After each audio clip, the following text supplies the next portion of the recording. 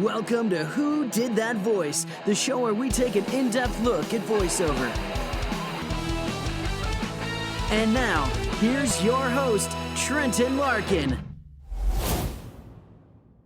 Hello everyone, and thank you so much for joining us today on the very first tribute episode of Who Did That Voice. On today's story, we will be learning about Walt Disney, the boy, the man, the legend.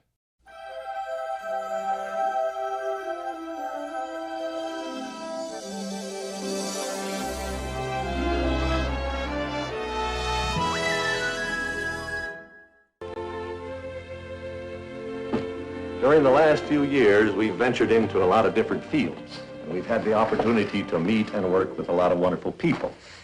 I only hope that we never lose sight of one thing, that it was all started by a mouse. Congratulations, Mr. Mickey Mouse. Congratulations to you. Oh, it's you, huh? Yeah, it's me, I guess. All alone, without your dog. Yeah, all alone. Now sit back, relax, and enjoy the show. When you hear the name Walt Disney, iconic images are sure to follow. Maybe your thoughts take you back to the first time you heard Mickey's laugh. Or maybe your mind races to your first trip to Disneyland or Walt Disney World. Perhaps nostalgia transforms you into a kid again while watching your favorite classic Walt Disney feature film or animation. No matter what memories come to mind, it is almost certain that hearing the name Walt Disney warms your heart and brings a smile to your face. Walt Disney wasn't always the world-renowned legend that we know today. In fact, his life started out in very humble beginnings. Walter Elias Disney was born on December 5, 1901 in Chicago, Illinois, to parents Flora and Elias Disney. At age 7, Walt and his family moved to a town called Marceline, Missouri. It was at this point in his life when he became interested in drawing. Even as a 7-year-old boy, he already expressed a real talent for sketching and drawing, and even sold his first sketches to his neighbors. Only 2 years later, Walt Disney began to lead a dual life in his schooling. During the week, he attended elementary school, but every Saturday he would hone his artistic skills in classes at the Kansas City Art Institute. It has been said that some of his first animal sketches came from books he borrowed from the Kansas City Library. Walt was always very fascinated with the fluid movements and motion of animals because he felt they had an elegance and a grace about them. Several years later, while Walt was exploring a movie house, he examined a canister of film, only to realize that the movies were just a series of moving pictures. It was at this moment in his young teenage life when Walt first realized how he could animate and bring his drawings to life on the big screen. The year is now 1918, and Walt was attending his freshman year of high school. Walt was just a lad of 16 at this time and decided to drop out of school to join the Navy. Due to his age, however, the Navy would not allow him to enlist. This did not, however, stop him from trying to find a way to join. He eventually found a Red Cross ambulance unit who would take him despite his age. During his time in France, he continued to draw and used his ambulance as the canvas to which he shared his art with the world. Walt's passion for art never faded, but the war did keep his mind diverted until he returned home to the United States. After returning to America, Walt's passion, direction, and his motivation to become an artist were stronger than ever. When he returned home to Missouri, he got a job with a studio in Kansas City. Shortly after being hired, Walt met and became friends with Iwerks, who was another very talented young artist. Iwerks was a very shy and reserved young man, where Walt was one of the outgoing, visionary types who was very business-minded. In less than a year, Iwerks and Disney decided to leave the studio where they met in order to start their own company. They called their first startup Iwerks Disney, which unfortunately was a very short-lived venture. Walt eventually found work with an advertising agency in Kansas City, and soon after being hired, convinced the company that they needed the talents of Iwerks as well. While together at the ad agency, Walt and Iwerks became more and more fascinated with animation. It wasn't long before they both decided it was time to pack their bags, leave the ad agency, and set off on a new business venture. The next business Walt created was an animation company called Laugh-O-Grams. This company was created in the early years of animation, and was said to have had a short life due to financial troubles. Laugh-O-Grams was also said to have been home to many of the early pioneers of the animation industry. The company had some successes despite financial shortcomings, But in the end, they had a run of bad luck that left the company in bankruptcy. Walt never let his failures stop him because he kept pressing onwards. Looking for a fresh start, he decided to pack his bags and head out for Hollywood. When Walt arrived in Hollywood, it was 1923. Once arriving, he sought out the help of his brother Roy and asked if he would partner with him to create a new company. Now with the two Disney brothers teamed up, they started Walt Disney Brothers Studios. Their company came into being on October 16, 1923. Just a short time after the company's creation, it was decided per Walt's request of his brother Roy to rename the company to the Walt Disney Studios. Another heartbreaking setback for Walt occurred in 1927 when he was forced to part ways with his first iconic character, Oswald the Lucky Rabbit. It was Universal Pictures' Charles Mintz, who was Walt Disney Studios' distributor at the time, who informed Walt that Oswald was property of Universal Pictures due to a stipulation in his contract. Thus, Oswald the Lucky Rabbit, Walt's first iconic creation, was lost to him and co-creator Iwerks. Adding insult to injury, Mintz informed Walt that most of his staff had left Walt Disney Studios, having already signed contracts to work for Universal instead. This put Walt in an extremely difficult place as his company was now very low on staff. However, he stuck to his beliefs and decided to part ways with Universal even if it meant losing Oswald and a big portion of his animating team behind. After losing Oswald in 1927, Walt began brainstorming ideas for the creation of his next iconic character. You might think it was our beloved Mickey Mouse, but in actuality the character he created was named Mortimer Mouse. Upon discussing the name choice with his wife Lillian, she said that Mortimer sounded too pompous and suggested that the name Mickey should be used instead. Walt loved the name and decided his new icon would be called Mickey Mouse. In the end, Walt decided to use Mortimer Mouse as Mickey's polar opposite. Mortimer was tall, not short, he was lean instead of round, and he was mean instead of nice. Once Walt decided that Mortimer would be a separate character from Mickey, he later created a cartoon entitled Mickey's Rival, which released in the year 1936.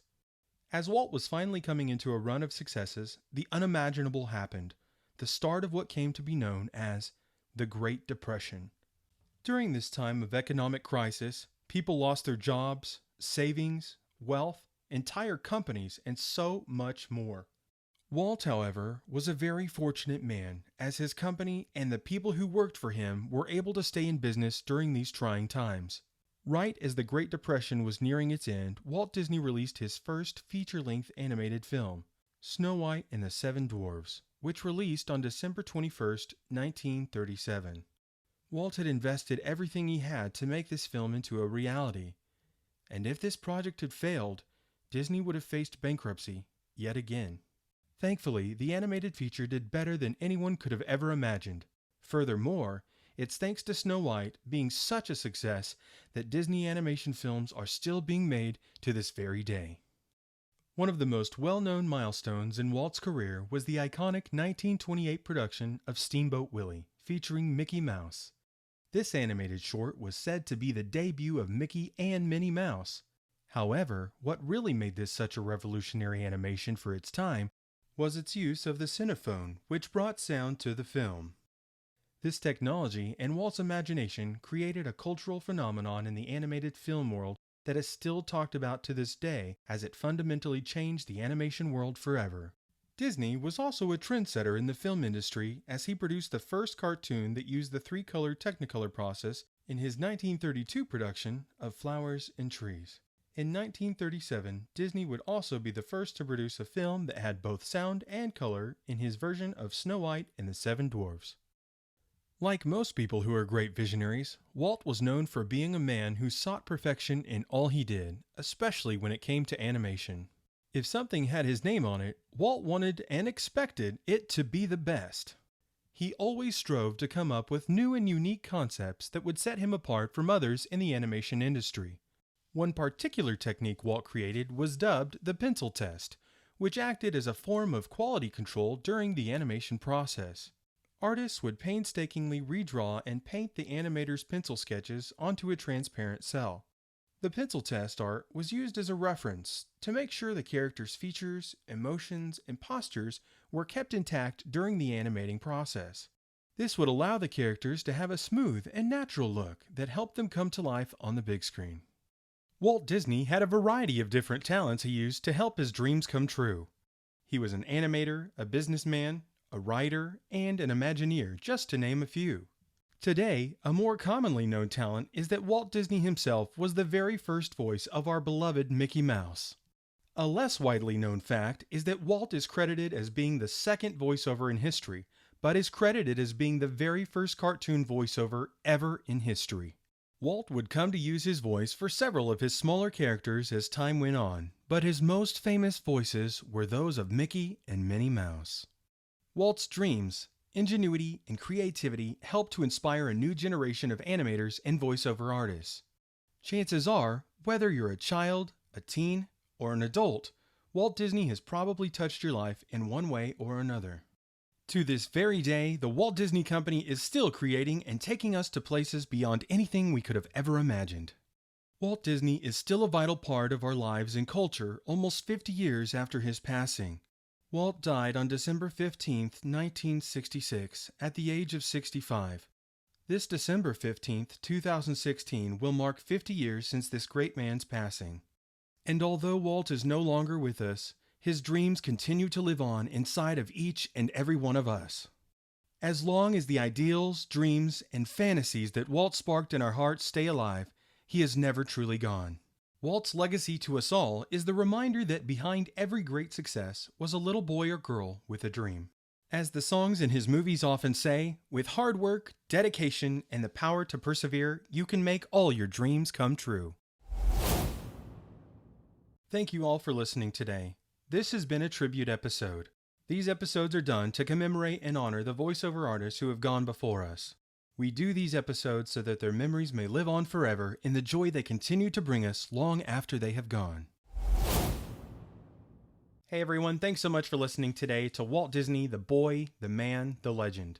I have just a couple of Walt Disney quotes that have been inspirational to me, and I wanted to share those with you today. The first one is, "If you can dream it, you can do it," which I wholeheartedly believe, because this podcast wouldn't be here without the inspirations of people like Walt Disney, my family, my wife, and other people in the industry who have made voiceovers what they are today. So I say a special thank you to all of them for being an inspiration to me and to this show. The next Walt Disney quote is, "I would rather entertain and hope that people learn something than educate people and hope they were entertained." It's a very inspirational word to me especially because I want to be able to educate, motivate, and inspire people who listen to this show. Whether you're interested in voiceover because it's a career industry you're looking at, or whether it's just something you find fascinating, or maybe it's something you've never heard of before and today's your first exposure. Welcome to all of you, and thank you for listening. I have one final quote before we go, and this one I think sums it all up. "Animation offers a medium of storytelling and visual entertainment which can bring pleasure and information to people of all ages everywhere in the world." Thank you all again for listening to Walt Disney, the boy, the man, the legend. Stay tuned right after this for episode 3. Thanks, folks, for making this little gathering of ours so extra magical. From our family and friends to yours, good night, and may all your wishes come true.